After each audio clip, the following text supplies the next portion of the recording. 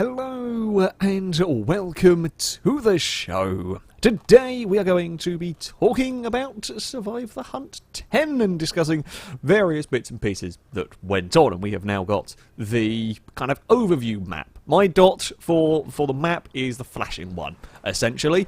Now, it started slightly differently, this particular Survive the Hunt. The idea was to have an early car chase to kind of to make things exciting, just to add a little bit of a challenge for me. I didn't quite balance it right. Now, the plan was for me to have a have a good car, but, you know, them to still have numbered advantage. I think there was 5 of them were hanging around, by the car park. So, I didn't want to be in a situation where I was going to be struggling to survive straight from the off, but I used too fast for a car. The Devastate 8 is very, very quick indeed, and while, you know, I was playing things vaguely safe to make sure I didn't have a crash. Even doing that, the Devastate is just too fast. It was just too fast for this. And I have to say, the 5 that started, you know, around did a pretty decent job of keeping up. I mean, of following as best they could. It only took a few corners. I mean, within about a minute, if that,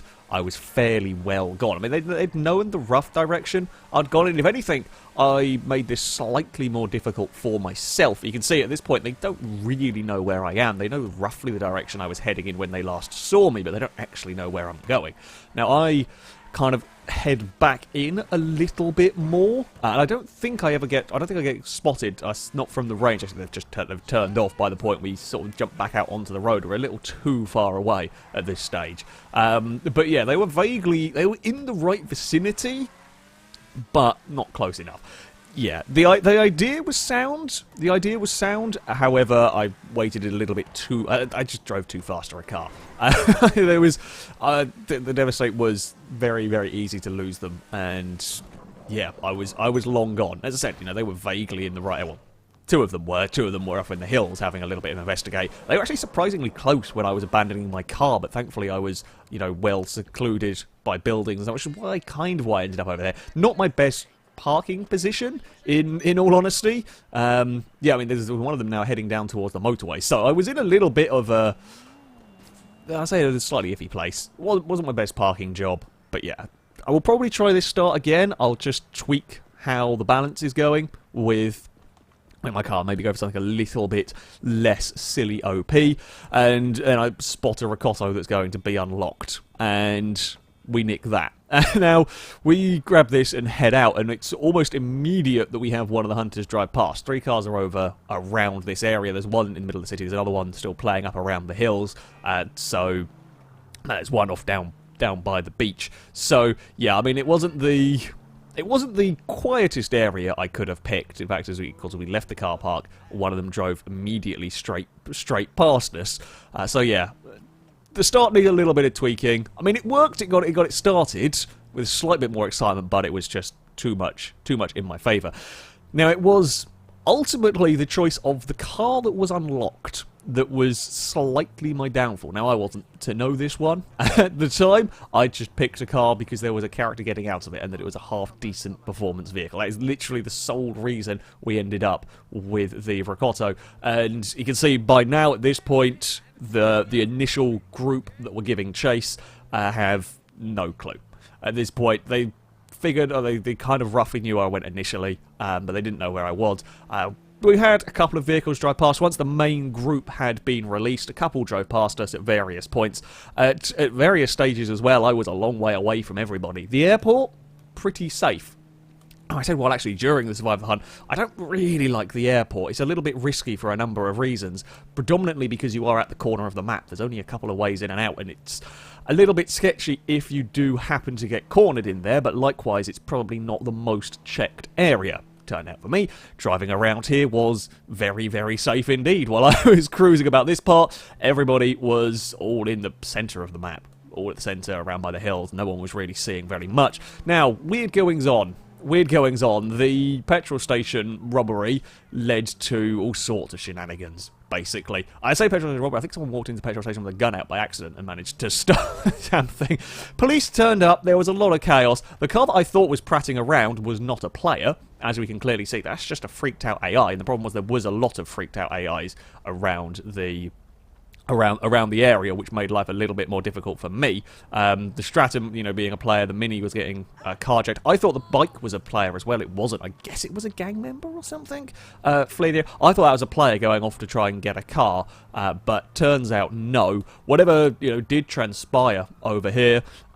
By the time I got here, there was just police cars. There was one player hiding around in an alleyway, but other than that, not all that much. And yeah, by the time I actually got to this area, all the players had buggered off. I thought that grey car, as it goes driving past, was it Washington, I think? I thought that grey car was a person. Nope, just freaked out AIs. The AIs were doing weird things, and this is something that we did see quite a lot more in this. I mean, I've kind of appreciated it more when I was trying to be the hunter in the previous one. The AIs do strange things, and sometimes that catches everybody out. This bit in particular, so not long after I'd driven past the weird shenanigans, you'll notice all the hunters are bolting to the north. Somebody saw, I think it was a coquette, somebody saw a car acting strange. The call came out that there was a car doing something weird up by the hills.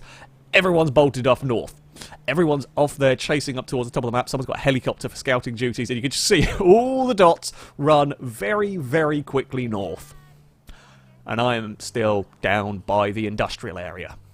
And that's what happens. The AI are unpredictable. The AI are erratic at times, and sometimes when that happens, there is a false call, essentially, that I am somewhere where I'm very much not. So everyone has descended. I mean, they're still going up north. I'm probably the safest I've ever been. I say the safest I've ever been aware of in Survivor. And this is why we had these downtimes. We had these periods where we saw a lot of the hunters around, or we were in dangerous areas. And then we had these long periods of time, where we didn't actually see anybody. And the chances are that's because they were off.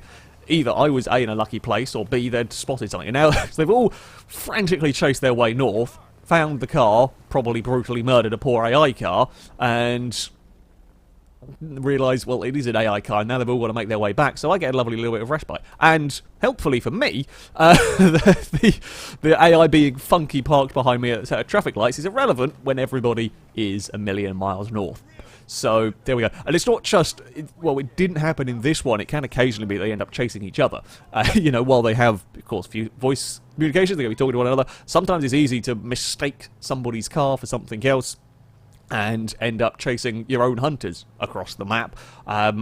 In this case, it was just a coquette. And there were a couple of instances, apparently, of cars going around, like AI cars going around corner. I think somebody had a massive head-on crash at one point with an AI car that was freaking out for whatever reason. Just drove around a corner and ploughed straight into them. And, yeah, the AI are erratic enough that it can really screw with the hunters. It can really cause them grief. Now, I say the first kind of big important moment. So, we're busy minding our own business. Again, once the shenanigans up at the hills has gone on, everyone's spread out again and we're going back to a more sort of normal search pattern. We're sat at a set of lights. While the challenge is going on, people are messing around doing that while searching, and we get crashed into. Now, at the time, I didn't really think much of it. We've been hit before by hunters. We got away with it. I think we actually did I did a pretty good job of blending in incidents and so on. If there had been a second car following that up, they might have noticed I did very momentarily put the reverse lights on. I think not much that I can do about that. It was just, I say it was an instinct. I was trying to stop the car from rolling too far forward, and yeah, you can end up thinking the reverse lights. Thankfully, there wasn't anybody following that up. The car actually driving won't see that in time because they've now got to sort their own car out. Now, on my screen, that doesn't show up any damage on the Riccotto. The Riccotto is, all okay. I checked it out. It seemed fine. However, there is a slight issue with sinking of damage. And it's a bit of a peculiar one. Because, well, things start to get a little bit sketchy for me. So, as the game goes on, we've done a fairly good job of blending in. We've not really been spotted at any point. We've had a few run-ins, we've had a few cars drive past, we saw a fire truck and some of the shenanigans going on around there, but nothing major silly has really occurred. Now, I'm minding my business. At this point, actually, I'm relatively safe. There's no sign of anybody around here as we are driving. We're just, driving, well, roughly within the traffic laws and so on, and it just so happens that as the groups are searching in this particular area, there's a few cars congregating. Now, it kind of makes sense to work in teams, you can spread out. If everyone's on their own and you spread out, you can cover a bigger area. But if you do find me and you're all individually on your own miles apart, actually very difficult to stop me. So we're sat here minding our own business. What was looking fairly safe very quickly becomes not very safe as a large number of cars are busy piling around. However, they're just kind of doing their own thing, and they sort of spot each other, they go to say hello, and we just happen to be stuck in a junction. As we see, the demon car ends up driving past, the Stratum's messing around, they're sorting themselves out. There's not much I can do here. I can't bolt. Well, if I bolt away, I'll have 4 or 5 cars. We're trying to blend in with traffic as good as we can, and they're just, figuring out where they're going to go next, who's going to stick with what. The Stratum buggers off behind us. And, yeah, I'm just doing whatever I can to try and blend in. Now, at this point, my car damage is clearly, well, synced with everybody. But at this point, because you'd notice if my car had been heavily damaged. On my screen, the car is okay, and to them, it must be appearing that as well, because they were behind me at this point. There's 3 of them have now decided, the 3 that are sticking together have now come out of this section and are continuing. It just so happens that they have gone the same direction as me. Up here, we come to a set of lights, we stop. The demon and police escorts, they all drive past. So, you would notice if I'd had taillights, breakages at the back of my car. Now, while this is all going on, there is the red Stratum that we saw driving around. That spots a Mini that does something weird. Now, we don't have any screen capture of it, but a Mini, apparently an AI Mini, at one point flashed the reverse lights, or it looked like it flashed the reverse lights. So there is a Mini around that that gets people's attention. I think it is that blue Mini up there that the Stratum is going off after at some point. And of course, they've seen it flash reverse lights. They think it's going to be me. They've probably nudged it, which has freaked the AI out. It gets absolutely murdered in the distance. And that's what's going on here. It just so happens that I am now stuck in a situation where I've got to go towards this group. I can't get out of going towards this group because I'm already in the lane. And if I do anything funky, it's going to look suspicious. And we end up with about 5 cars surrounding us at the moment because they thought that Mini was me. I guess the call went out that there was a Mini doing something weird around this area. Cars are going to rush towards this area. We saw how quickly they tried to descend up the north when they saw a coquette. And in this instance, I'm here holding my breath while they search a Mini. Again, our car's directly behind me here. If there were damage on my car at this particular point, it would be expected to be seen. And we are stuck in this lane. I haven't got another choice as to where I can go. I've got to try and deal with this as good as I can, try and act natural. And thankfully, at this point, we're okay. However, there is a problem. Now, I talked about it a little bit actually during the video. Once that happened, everyone's buggered off and we are in the clear.